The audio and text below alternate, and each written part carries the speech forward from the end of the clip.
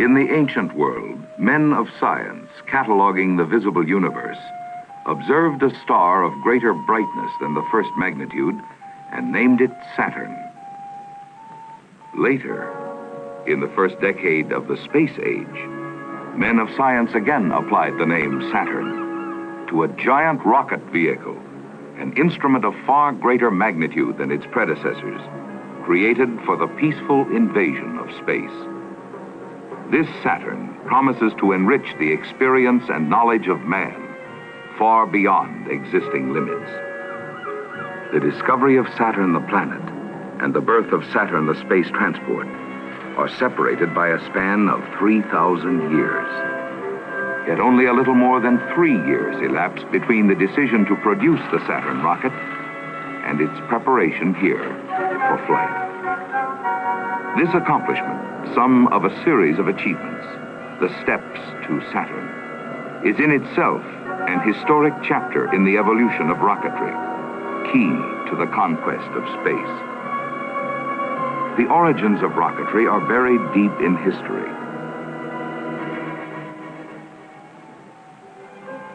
Yet there is a point at which the rocket principle became a practical consideration as the means of investigating matters beyond Earth. In 1926, Dr. Robert H. Goddard, an American college professor, successfully demonstrated the fundamentals of controlled rocket flight. His theories, still valid, shaped first outlines of a now dynamic and vital area of science, rocket technology. Dr. Goddard, the practical visionary, thus took the first steps to Saturn. Yet in the wake of World War II, United States developmental efforts were largely directed at producing military rockets. In 1953, the United States fired its first true ballistic missile, the Redstone. Redstone contributed heavily to the technical capability of the infant American rocket industry. Thus, later, the intermediate-range ballistic missiles and the larger intercontinental missiles could dwarf the performance figures of earlier rockets.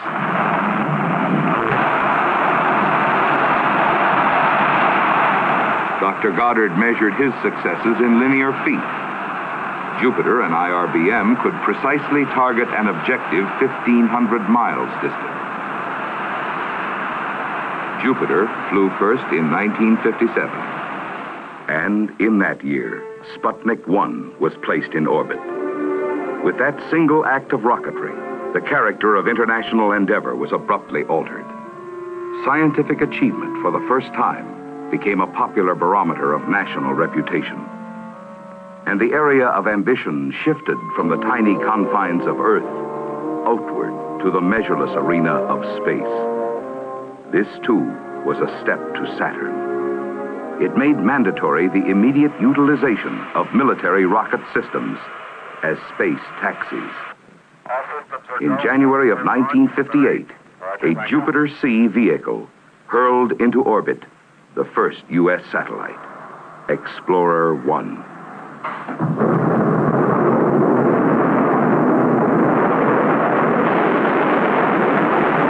An impressive achievement score was rung up by many subsequent space probes. But these steps to Saturn, taken together, paid a far more important dividend. They advanced the whole new technology of space rocketry.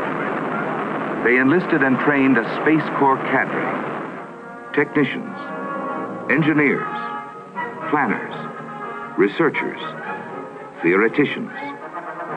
All were permitted to learn, sometimes to bitter failure. But the technical establishment grew, matured. And so the Saturn project, able to build on proven experience and capability, became a practical enterprise.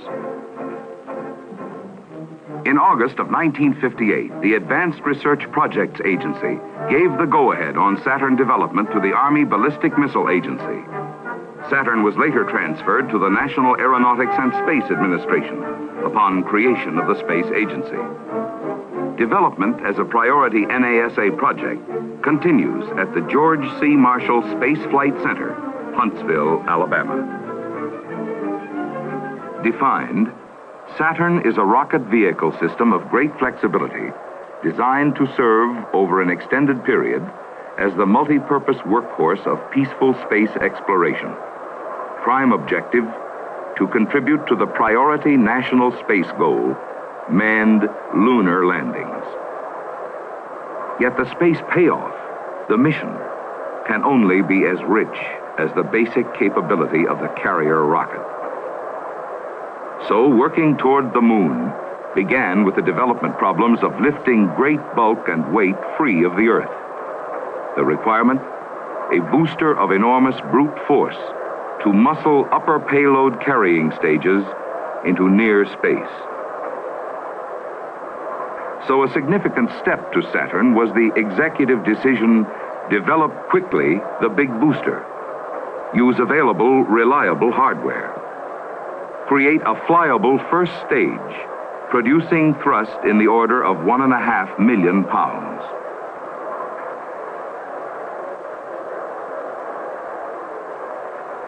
This power output was almost 4 times the power of any rocket propulsion system in this country.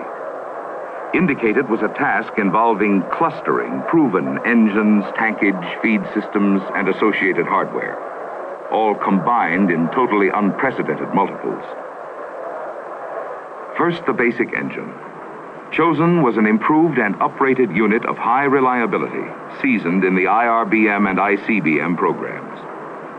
The H-1, a liquid propellant engine using RP-1 fuel and liquid oxygen, could produce 188,000 pounds of thrust. Multiplied by 8, it would, when successfully clustered, give U.S. space ambitions the big lift. Engine development was rapid. First full power firing at the Santa Susana test site in California took place only 3 months after the go-ahead date. And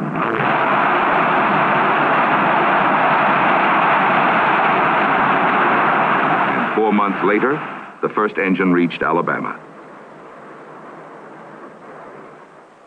To the basic engine, many engineering refinements had been applied. These worked toward functional simplification, which greatly increased reliability and efficiency. Repositioning of key components improved the overall unit configuration, reduced weight, and allowed easier boat tail maintenance. The 8 engines are set in 2 square patterns. Inner engines are rigidly mounted and canted slightly to concentrate thrust vectors close to center of gravity. In the outer pattern, engines are canted outward to a greater degree and can be gimbaled. Gimbaling, or swiveling, is the means of directional control of the vehicle. For by command signals from the guidance computer, the engine, gimbaling, can alter the direction of its thrust, and thus the direction of the entire rocket. Maintaining the clustering concept, booster tankage, which forms the basic thrust-carrying structure, could also be utilized in multiples. Tooling for tankage in Redstone and Jupiter diameters was readily available. Thus, development time to prove out tank configurations was reduced sharply by using existing facilities and experience. Booster superstructure, then, was designed to comprise 9 propellant tanks. Center tank of Jupiter diameter and 4 Redstone diameter outer tanks carry liquid oxygen. Fuel is carried in the 4 remaining outer tanks. A thrust frame assembly links together all tanks and supports. The booster tanks carry a total of 750,000 pounds of propellant, which through a manifolding system can be gulped dry by the engines in less than 2 minutes. The manifolds delivering the propellant have an interchange capability so that any tank can feed any engine, and propellant levels in all tanks are maintained equal during depletion. At the top end of the booster, 48 fiberglass spheres store the gaseous nitrogen used to pressurize fuel tanks. This, during operation, helps to maintain uniform propellant flow. Liquid oxygen tanks are pressurized by gaseous oxygen tapped from engine heat exchangers. Fabrication of the booster goes forward. But before this, every component, every piece of hardware of any size or function must prove itself by actual operational test. Testing qualifies the component's performance. Probes for hidden, unsuspected flaws. By endless repetition determines the reliability, and sometimes fixes the precise limit of life, the breaking point. The test program, proving point of the development cycle, puts the stamp of acceptance or rejection on every item.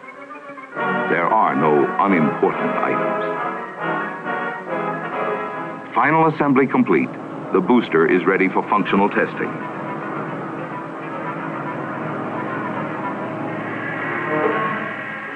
Captive within the test tower, the engines will be fired as a cluster unit for the first time.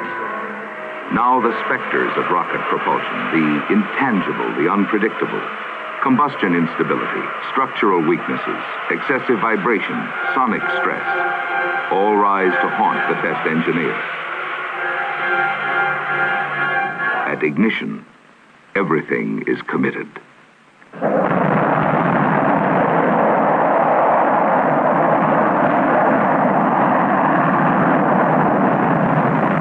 From the first, performance met all expectations.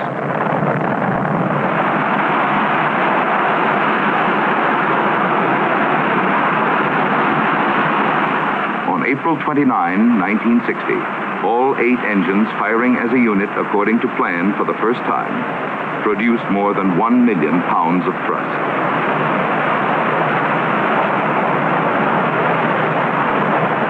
While the booster emerged as the major accomplishment, other steps to Saturn, thousands of them, were being taken each development day. Hundreds of industrial contractors contributed greatly diversified skills and products to nourish the growth process of the overall vehicle. Throughout the nation, personnel, services, material, all the know-how of highly specialized firms and agencies were integrated uniquely into this single space venture.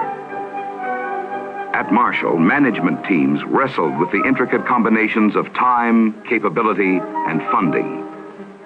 And a first citizen, looking toward the problems of space, noted carefully the details of the complex mosaic of the total Saturn plan. And in the laboratories of the Space Center, the routine assault on detail, the minute attention to the tiny hardware organisms of a great rocket continue. Quietly, persistently. Study the little-known destructive vaporization of material and tissue in a space regime. And with space captured in a bottle, discover an effective lubricant for moving parts functioning in a total vacuum. Endlessly examine the environmental deterioration of matter, especially metal.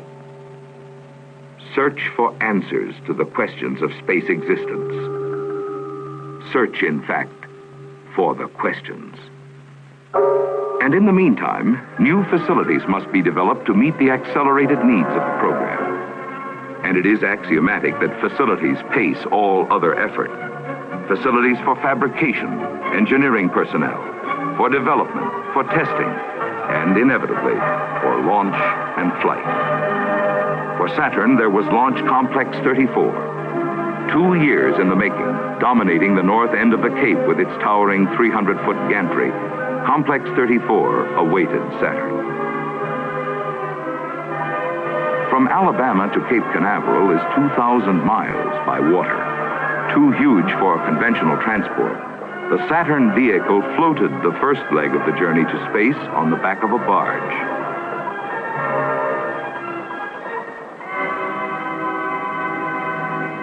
In a summer dawn, Saturn appears off the Florida coast.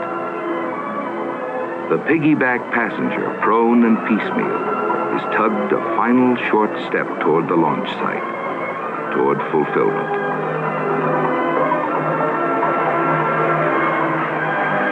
The inland river routes to Canaveral are lined with throngs.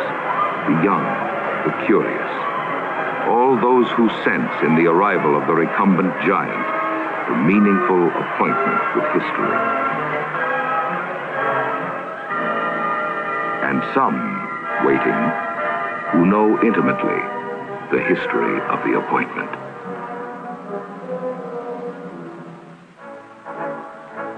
Assembly into flight position begins. First, the booster, now vertical, in flight position on the launch pedestal. For the first research and development flights of Saturn, the two upper stages are not powered. The second stage here is merely a water-filled passenger, an aerodynamic component. In later versions, this Saturn stage will be powered by high-energy liquid hydrogen, liquid oxygen engines. The third stage, a modified Centaur, is also inert here, programmed to ride with water ballast. This stage may also be powered in later Saturns by two similar high-energy engines. To complete the vehicle, the nose cone is mated to the upper stage. This, the first Saturn, does not carry an active payload. But later, when the giant has matured, the installation of the nose cone, filled with instruments and detection and recording devices, or communication systems, will be of overriding importance. And in time, the descendants of Saturn will be topped by a spacecraft bearing humans en route to the moon. Saturn is ready for flight.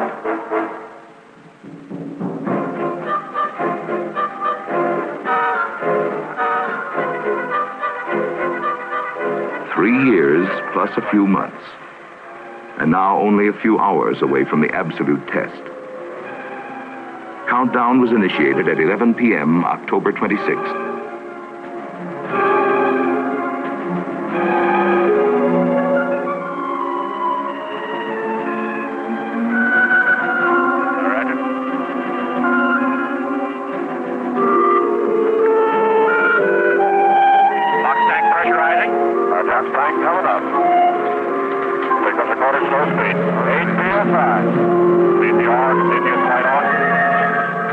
After daylight, the gantry moved back on schedule.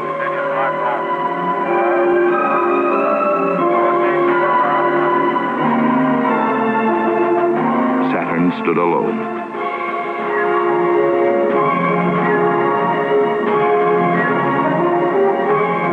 Shortly after 9 a.m., a short hold occurred to wait out a weather condition.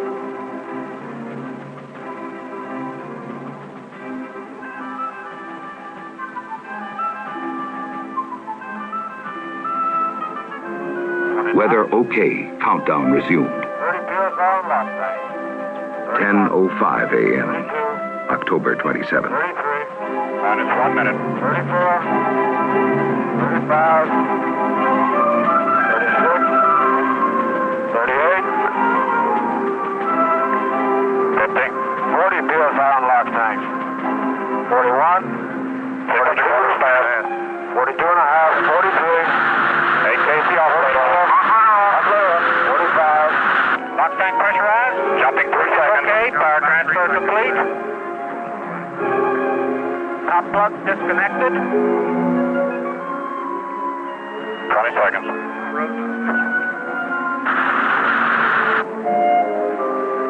15.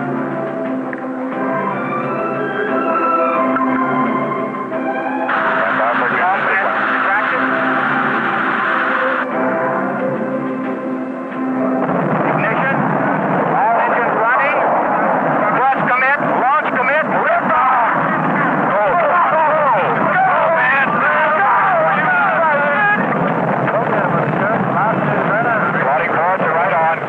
16 stories tall, weighing nearly 500 tons, Saturn flew.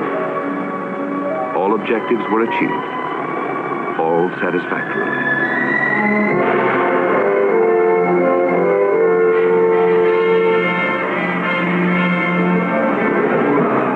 But beyond the moment of great accomplishment, the engineering and scientific triumph, what does the first Saturn flight bring in return?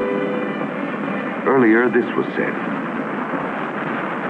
Space is open to us now, and our eagerness to share its meaning is not governed by the efforts of others. We go into space because whatever mankind must undertake, free men must fully share. I believe that this nation should commit itself to achieving the goal before this decade is out of landing a man on the moon and returning him safely to the Earth. No single space project in this period will be more impressive to mankind or more important for the long-range exploration of space, and none will be so difficult or expensive to accomplish. Thus, toward that goal, a giant step, the first Saturn, a product of directed human talent and energy, which will be followed by other steps, to eventually give to all mankind a freedom from the restraints of Earth, to probe toward the enlargement of knowledge, to move toward the far reaches of the unknown, to bring the visible and invisible universe into the catalog of human experience. These steps to Saturn continue.